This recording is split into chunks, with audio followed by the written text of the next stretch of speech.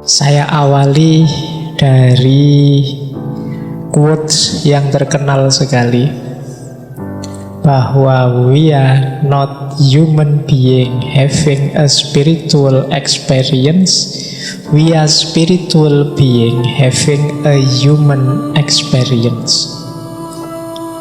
Ini kalimat terkenal sekali kalau teman-teman belajar tentang spiritualitas, yang maksudnya adalah kita itu sebenarnya bukan makhluk yang manusiawi yang kemudian punya pengalaman spiritual, tapi hakikatnya kita itu makhluk spiritual yang punya pengalaman kemanusiaan. Apalagi orang beragama, kita yang muslim kan mengakui bahwa kita ini anak cucunya, baninya Adam, yang Adam itu dulu hidupnya di surga. Hakikatnya dia makhluk yang sangat disayang oleh Allah.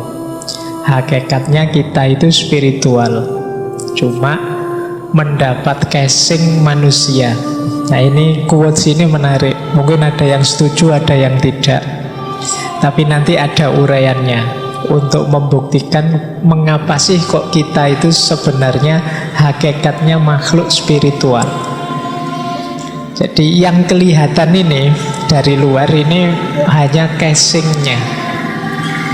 Jadi kalau casing itu kan kadang tidak menggambarkan isinya. Kayak hari ini teman-teman misalnya HP-nya merek apa Xiaomi, tapi nanti casingnya iPhone. Nah, kan banyak, saya kemarin lihat ada casing yang unik gitu ya. Jadi dari luar itu kelihatan kayak iPhone, kalau nelpon diperlihatkan ini iPhone, tapi begitu dibuka casingnya, oh ternyata bukan iPhone, ternyata Xiaomi. Nah, yang penting kan berarti intinya itu yang operatif, yang bermain itu kan yang dalamnya, bukan casingnya. Maka di dunia spiritualitas termasuk mistisisme sangat ditekankan kita tolong jangan berhenti di casing, jangan berhenti di fisik. Ya, casing penting, tapi yang lebih penting yang intinya itu bukan di casingnya. Nah, maka manusia juga dijelaskan kita itu makhluk spiritual hakikatnya, hanya saja punya pengalaman kemanusiaan. Nanti pengalaman kemanusiaan ini akan kita tinggalkan. Kita akan kembali ke hidup yang sejati, hidup yang spiritual. Baik, lanjut ya.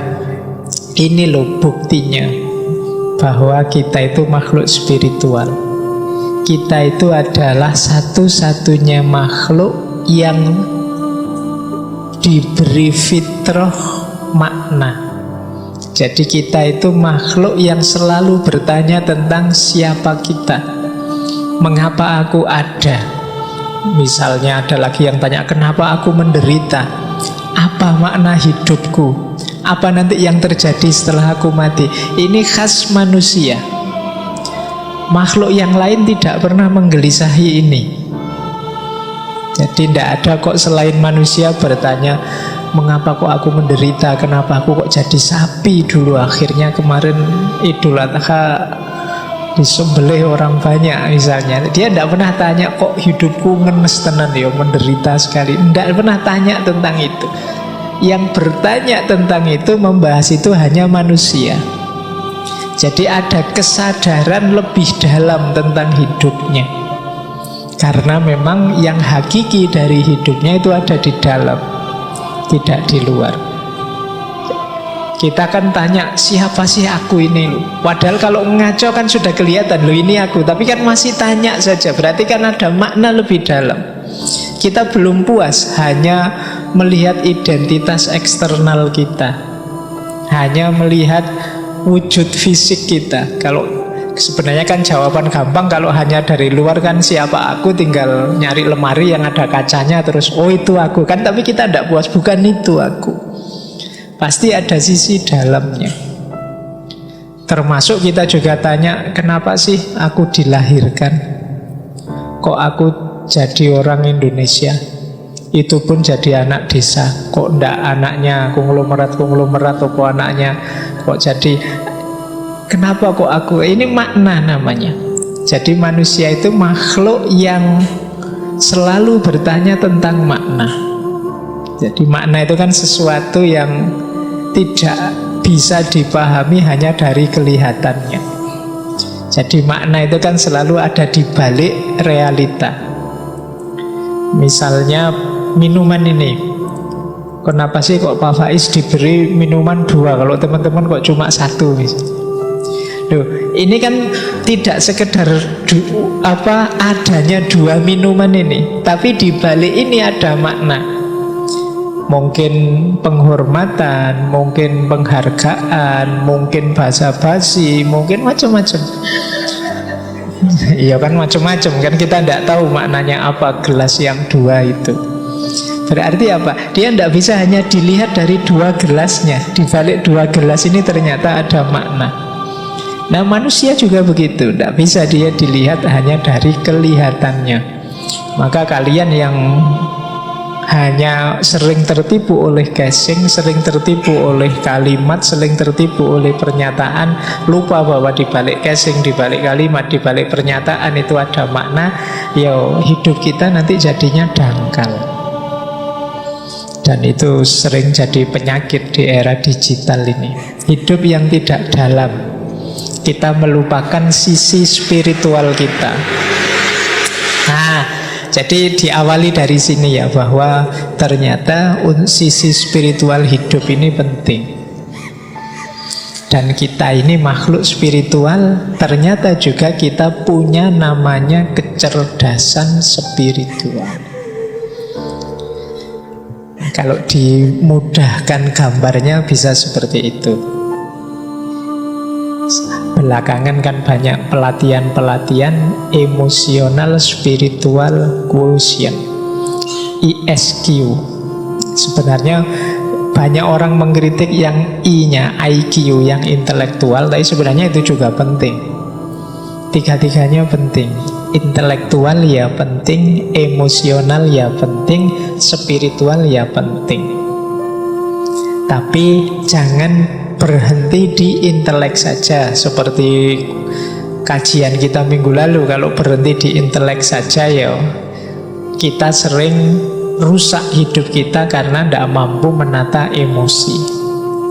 Malam hari ini akan kita sadari betapa juga intelektual dan emosi saja juga belum cukup. Kita masih perlu kedalaman spiritual melalui kecerdasan spiritual. Kalau intelektual itu what I think, kalau emosional itu what I feel, kalau spiritual itu what I am. Jadi spiritual itu jauh lebih utuh. Nanti kita pelajari pelan-pelan kecerdasan spiritual ini. Kalau intelektual otak kiri, emosional otak kanan, yang spiritual ini yang melandasi semuanya. Meskipun kalau teman-teman nanti baca buku Spiritual Quotient, itu nanti ada bagian tertentu yang menjelaskan adanya nama God spot. Jadi God spot, bagian kecil dari otak yang ini bisa menampung, meraih wawasan-wawasan spiritual. Tapi kita skip ya yang bagian itu, karena saya khawatirnya kalian tambah ngantuk malam hari ini kalau menjelaskan neuroscience. Kita yang lebih fungsional, operatif saja, yang lebih mudah dipahami. Nah, biasanya orang menjelaskan pentingnya 3 itu pakai tabel itu. Jadi orang itu ada kalanya pinter, IQ-nya tinggi. Tapi kalau tanpa kecerdasan emosi dan juga kecerdasan spiritual, dia akan menjelma jadi orang yang kaku, keras, tidak manusiawi. Nah, sehingga banyak orang yang ilmunya justru melahirkan bencana, melahirkan kerusakan-kerusakan di muka bumi. Kan banyak tokoh-tokoh yang dikenal sebagai penghancur, destruktif. Itu kan tokoh-tokoh pinter semua mereka itu. Kenapa kok bisa pinter? Itu kan berarti ilmunya banyak, wawasannya luas, tapi kok efek dari hidupnya adalah kehancuran, kemungkinan karena dia tidak bisa mengontrol emosinya, juga tidak mampu meraih spiritualitas. Nah, nanti ada juga orang yang IQ-nya tinggi, emosinya juga terkendali, tapi ketika SQ-nya kurang, ya dia bisa jadi orang egois. Egois itu ya nyari nyamannya sendiri, nyari enaknya sendiri. Bisa juga dia jadi orang apatis, orang yang cuek, tidak peduli dengan yang lain, yang penting aku enak, aku nyaman. Bisa jadi orang agnostik, peduli amat, tidak mungkin aku bisa membahagiakan semua orang, ya aku nyari enak sendiri. Para diktator, para koruptor, diktator itu kan dia, koruptor itu kan juga pinter sekali, dia ngambil uangnya pinter sekali, ngambil enaknya, tapi dia spiritualitasnya rendah. Bukan agama ya, spiritualitas tidak sama dan sebangun dengan agama. Ada orang yang beragama tapi spiritualitasnya rendah. Ada ateis tertentu tapi spiritualitasnya tinggi. Itu nanti tema yang lain. Tapi intelek saja dan emosi tanpa spiritualitas ya belum utuh. Jadi jatuhnya bisa egois, bisa agnostik, bisa orang yang apatis, atau tidak punya tujuan. Mungkin teman-teman sering merasakan, loh Pak, saya itu kaya, apa-apa juga beres, hubungan sosial juga baik, tapi kok rasanya hidupku hampa ya. Nah, itu kemungkinan kekurangan variabel spiritual ini. Ya kalau kalian susah, sulit, miskin itu kan mending ya. Kan ada orang itu kaya, jabatannya tinggi, anak-anaknya sukses semua, tapi merasa hidupnya hampa. Kemungkinan unsur spiritualitasnya kurang. Saya bilang tadi ini nanti hubungannya dengan makna. Biasanya orang yang spiritualitasnya kurang itu tidak bisa menjawab pertanyaan mengapa. Jadi kalau sudah kaya terus mengapa? Kalau sudah sukses terus mengapa? Itu jawabnya susah. Nah, ini kemungkinan spiritualitasnya masih rendah. Ada yang sebaliknya, IQ-nya tidak diurusi, emosinya juga diabaikan, spiritualitasnya sangat tinggi. Nah, ini biasanya kelompok-kelompok asketik, orang yang menjauh dari kehidupan ramai, tidak terlalu butuh rasionalitas, emosi, hubungan dengan yang lain, tapi spiritualitasnya tinggi. Ini orang-orang asketik, menjauh ya. Mereka tidak dapat banyak masalah karena memang tidak terlibat langsung dalam hidup sehari-hari.